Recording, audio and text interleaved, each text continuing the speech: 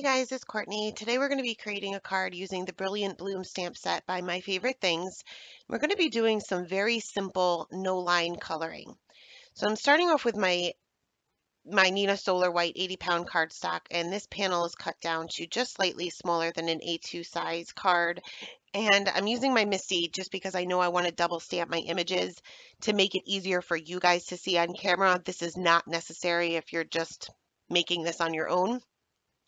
So I went ahead and stamped out my first image here with Fade Out ink by Ink on 3 twice onto my panel, and then I'm just cutting a piece of Eclipse masking paper, covering up that same area and stamping my image down on that as well. That way I don't have to move around my stamp. And I'm going to go ahead and fussy cut out just the part that I need to be masked. So I didn't end up cutting out the entire flower, and it doesn't need to be perfect because I'm not doing any ink blending in the background. Next, I'll line up the second flower, and this one will appear to be just slightly behind this first one. So anything you want to be behind another, you'll want to stamp second. Stamping that twice, again, stamping that onto my panel twice, and then the Eclipse masking paper and cutting that out, just the area that I need, and masking that out. Now the Fade Out ink by Ink on 3 is definitely the best ink that I've found for no line coloring, not only for Copic markers or alcohol markers. It works great for colored pencils, watercoloring, pretty much everything that you can see the lines very well, but they kind of do exactly what the name of the ink says. They kind of just fade out as you continue on with your coloring. So once my flowers were stamped and masked, I took the little sprig of these leaves from the stamp set and kind of moved that around my panel, and I ended up stamping this 3 times in 3 different areas. This is the only leaves in the stamp set, so you'll have to kind of keep moving that around if you want more than one. Again, stamping that twice to make it a little bit easier for you guys to see.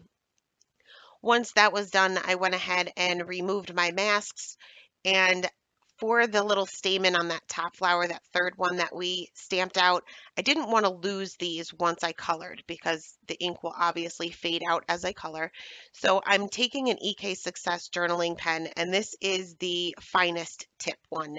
And I'm just going over the lines that are within the stamp, within the image itself. I'm not doing little circles on top or the pollen or whatever that is part of the flower. You can tell I know nothing about them, but this is just so that I don't lose these lines once I get my coloring done. So we'll move on to this first flower, and I'm going to do the center first. Because my darkest color that I plan on using for the flower is a very dark red, I don't want that color to drag in areas that I don't want it to be. So it's easiest to start with the center, which is going to be my lightest area of the flower, before I go on to my petals. So I'm just making a little C on each one of the little circles with my darkest color, then thickening up that C with my mid-tone, just making it a little bit thicker, and then finally going in with my lightest color, the Y23, and filling in each one of those little circles. I ended up later filling in the entire area with the Y23 just because I wasn't liking the little white areas that I had between them, but for now this will do. So we'll move on to the petals, and I'm going to show you this entire flower, but we'll speed it up about a third of the way through.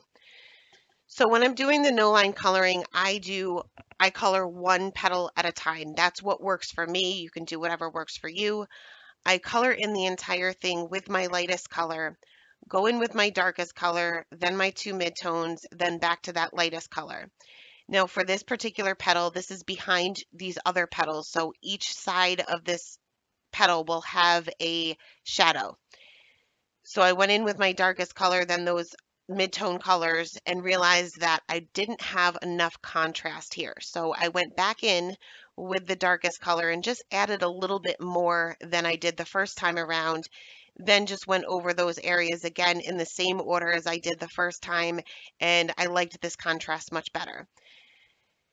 Next, we'll move on to the petal right directly next to it, and this one has no shadows at all, except for the base of the petal. For each of these, I put shadowing on the base of the petal.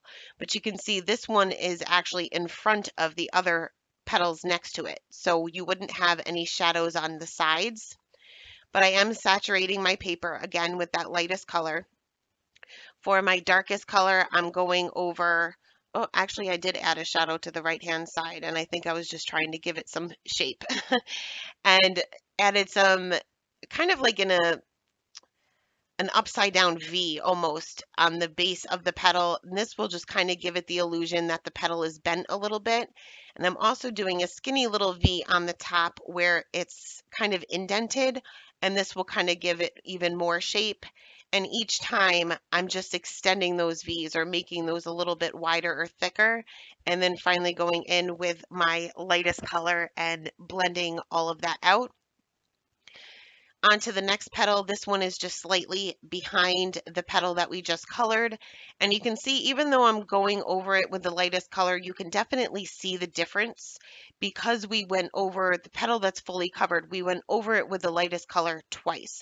So it is slightly darker, so you can definitely tell the difference. You don't have to worry about not being able to tell where those lines are. And being we stamped this twice, you can slightly, probably not on camera, but you would in real life be able to see those lines very faintly to kind of guide you as far as where to put those shadows or where one petal is lying behind another. You can see I put a little notch there on the top of this petal as well, again, just to kind of give it some movement or give it some shape. I continued all around the entire flower, pretty much doing the same thing here. I did eventually have to pull out the packaging of the stamp just to kind of help me see where each of those petals are, especially the ones that are kind of hanging off the page a little bit. So just reference that if you need to, if you can't really tell what is what. But again, just going in with the same colors, you'll see I eventually stopped putting the caps up here.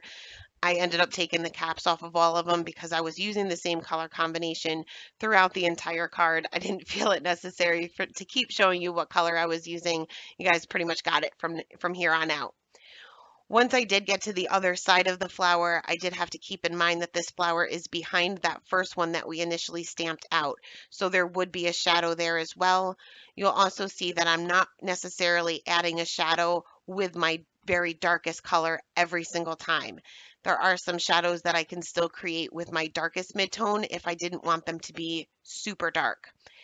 Now, you'll also notice that my darkest color is extremely dark in comparison to my others. You'll want that, especially with no line coloring, because you don't have that black outline to fall back on. You have to basically create those shadows on your own, and it's important to get that contrast. So if the color seems scary, if it's so dark that it's scary to use it. You're using the right color. It should be a little bit scary until you get kind of used to it. So I continued around the flower, and I'll eventually color the second flower, or the first one that we stamped out, the same way. And while you watch me color that, I did pick a random winner from the giveaway for the Creativation goodies, and the winner is Vivian Santiago. So in the description below, I will leave my email address. If you could just email me your information so that Monday morning I can get those goodies out to you. So like I said, I went ahead and colored that first flower that we stamped out the same way as I colored the second one. And you'll see here that I have a big blob there. So while I was coloring, I don't know what happened. I think I may have dropped my marker or something. And of course, it was the very darkest color. So off camera, I was going over this area with my colorless blender a lot. A real lot. So you can see that it just spread out that color a lot. This was about as light as I could get it. And I didn't want to start over. I have about 40 minutes into this card at this point, and I was not going to start over. Not only did I waste my time, but I wasted a lot of Copic ink, and I don't like that. So I'm going to keep going, and I'm going to color directly over this area that's kind of splotchy at the moment and just hope for the best. So for this flower, you can see that bottom piece there is actually part of a leaf. So I just colored that in solid right now with my darkest green, just so that I can differentiate and I don't accidentally color that as a petal. If I did, it wouldn't be the end of the world. I don't think anybody would even notice it anyway. That's the beauty of no line coloring. If you happen to go out of the lines, just make the petal a little bit bigger than maybe what was intended, and nobody will ever know the difference. But I'm pretty much coloring these petals the same way as I did the others, but they're shaped a little bit differently. Here I forgot to color those little circles in, but I am coloring these the same way as I did the centers of the other two flowers, but these are just not grouped together as the other ones are. But I'm using the same color combination and those little C marks and then filling that in with the lightest color. Now you'll have to keep in mind that I'm doing this because I don't want to drag out my red, but when you go around these areas, you'll want to make sure that you're super careful so that you don't color directly over them. And the alcohol markers or alcohol ink within the markers does spread a little bit when it gets down to the paper. So just keep that in mind. And when you're going over these little areas, make sure that you're super, super careful.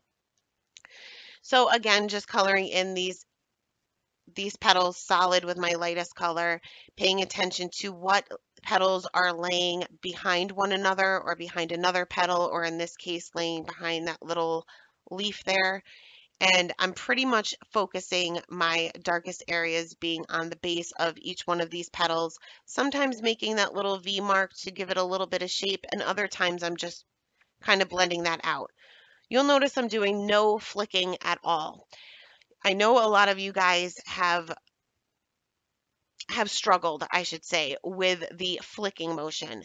And this is not uncommon. I've colored, even though I haven't been coloring with Copics that long as far as time goes, it's probably only been about a year and a half. I color often and I was determined to get this down. So the flicking motions, even though it does give you a very good blend, it takes a ton of practice. So it's not necessary, as you can see, as long as you use the correct color combination or a color combination that works very well with itself, you won't have a problem if you're not doing any flicking.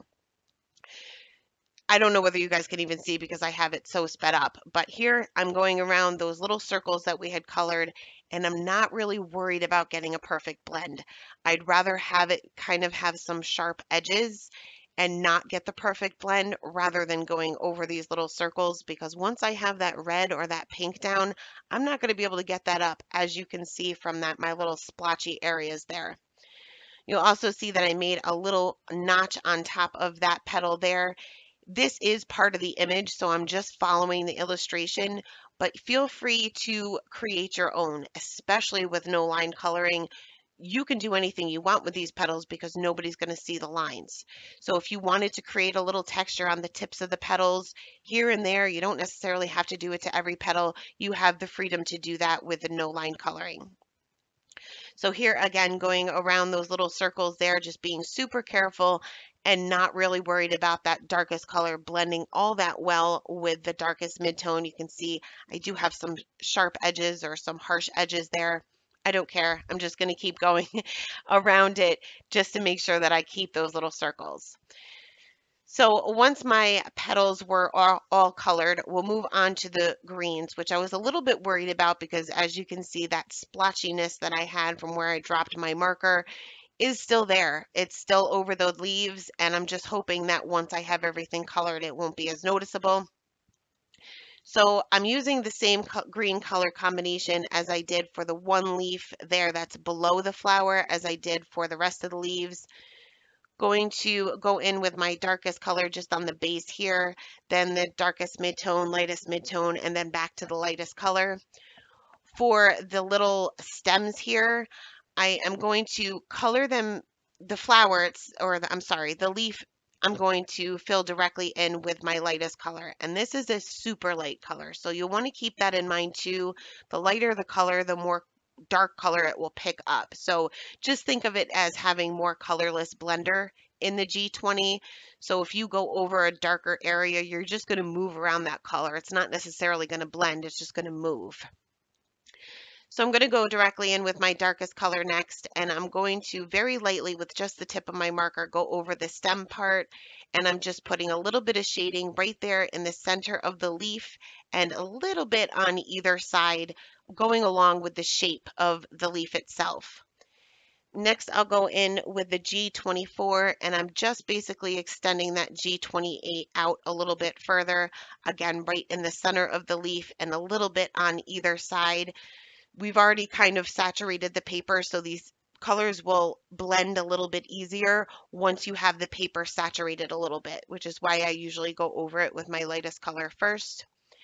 Next, I'll go in with the lightest midtone, which is the G21, and again, basically doing the same thing. I know my hand is in the way there, but I'm just extending those areas out almost to the edge of each of the leaves. And then finally going in with the lightest color and going over the entire leaf again. And I did go over the stem as well with the lightest color just to kind of lighten up that G28. You'll also notice that I created a shadow on the leaves that are on the bottom where it's kind of laying behind that flower. And I colored all of the leaves the same way with the same color combination, just paying attention to each of those shadows, remembering that I do not have that black outline to fall back on. So once my coloring was done, you can't really tell where that blotch was, so I'm just going to continue on. I don't feel the need to do anything else. I can't even tell that it's there. So I'm going to go ahead and stamp my sentiment, and this is the Not So Basic Friendship Sentiment stamp set, also by My Favorite Things. And I have a cat hair everywhere, but especially on this larger stamp here. So I tried to take my stamp chamois and get that off, but it's very hard to see, and I wanted to make sure that it was completely gone before I stamped it onto my card panel because I've already made enough mistakes here that I don't want to mess up on the sentiment at this point. So I took the large friend from the stamp set and one of the smaller sentiments from that same set and just lined that up underneath my large friend word there, using those little grid lines on my MISTI to make sure that's completely lined up. And before I stamped this onto my card panel, I just took a scrap piece of paper and stamped that sentiment out, making sure that that cat hair is not there anymore. I'm stamping this with black ink by Simon Says Stamp, and this is different from the intense black ink. This is not Copic safe, but it will give you a nice crisp image. Now I'm ready to stamp that onto my card panel, and I'm taking a A2 size note card and I'm going to pop my entire panel up with some fun foam. And I use the fun foam that has adhesive on one side. I'll go ahead and stick that to my card panel and then use my Tombow Mono Multi Glue to adhere this to my card base itself.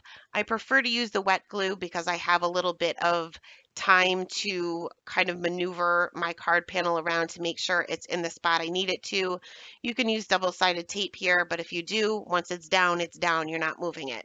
So I prefer to use the wet glue. But once that was done, I went ahead and put this under something heavy to dry, and that is it. That is the card for today, guys.